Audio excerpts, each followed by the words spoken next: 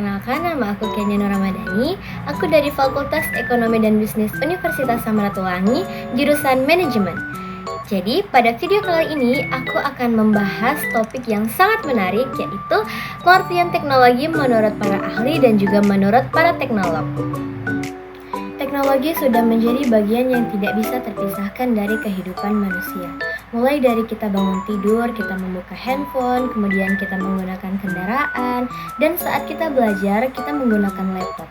Bahkan hingga hal-hal kecil seperti membuka keran air atau juga memakai rice cooker, itu semua adalah teknologi. Tetapi yang sering terluput dari perhatian kita semua adalah bagaimana kita memaknai teknologi itu sendiri. Apakah teknologi hanya sebatas alat atau ada makna yang lebih dalam? Nah, disinilah perbedaan pandangan antara para ahli dan juga para teknolog menjadi menarik untuk dibahas. Secara umum, teknologi adalah segala bentuk alat, metode, sistem, atau proses yang diciptakan manusia untuk memudahkan aktivitas dan memecahkan masalah. Contohnya bisa sangat sederhana, seperti sendok, roda, hingga hal-hal kompleks seperti jaringan, internet, satelit, dan kecerdasan buatan atau AI. Artinya, teknologi tidak harus selalu berupa sesuatu yang canggih, bahkan kapak batu pada zaman prasejarah pun adalah teknologi. Karena ia merupakan hasil rekayasa manusia untuk membantu kehidupan sehari-hari. Adapun para ahli di berbagai bidang memiliki pandangan yang berbeda-beda mengenai teknologi. Berikut ada beberapa pendapat menurut para ahli. Yang pertama yaitu Merriam-Webster Dictionary, mendefinisikan teknologi sebagai penerapan ilmu pengetahuan untuk tujuan praktis dalam kehidupan manusia.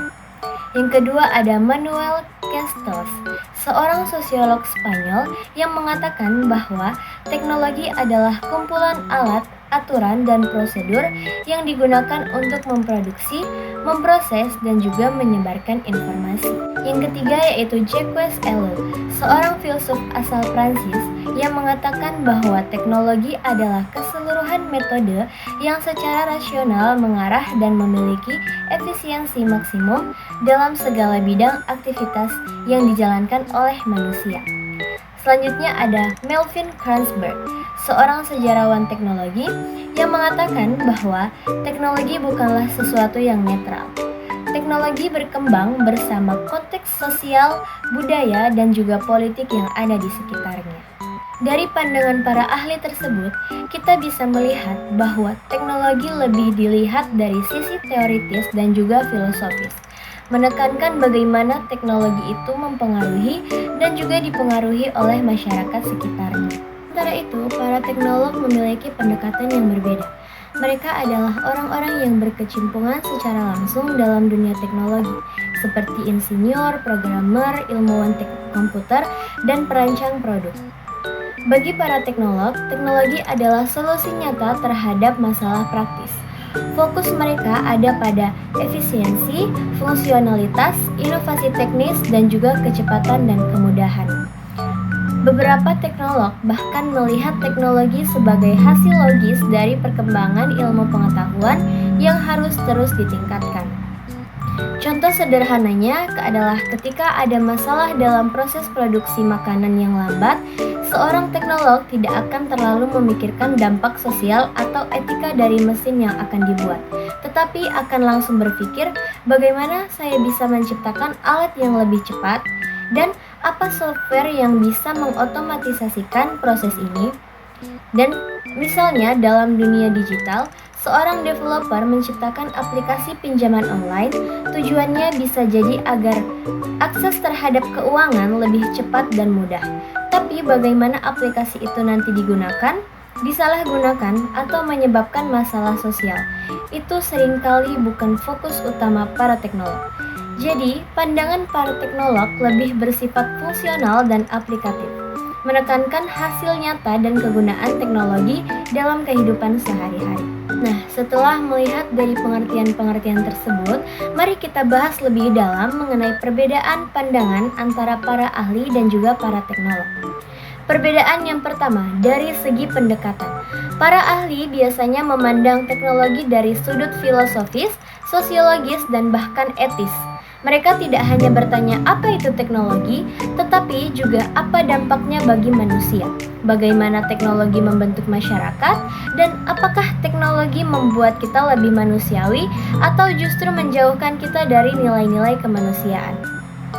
Sementara itu, para teknolog menggunakan pendekatan yang lebih praktis dan juga aplikatif.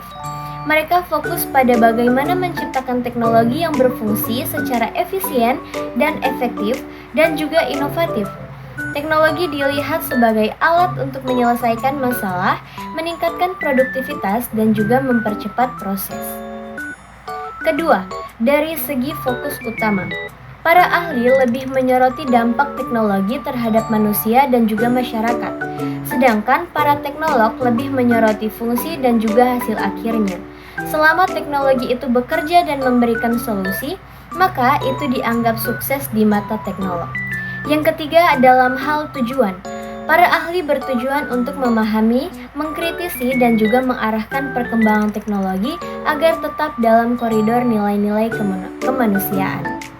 Sementara para teknolog bertujuan untuk mengembangkan, memperbaharui, dan juga menyempurnakan teknologi agar lebih baik dari sebelumnya, tanpa harus terlalu banyak mempertanyakan dampak sosial dan juga filosofinya.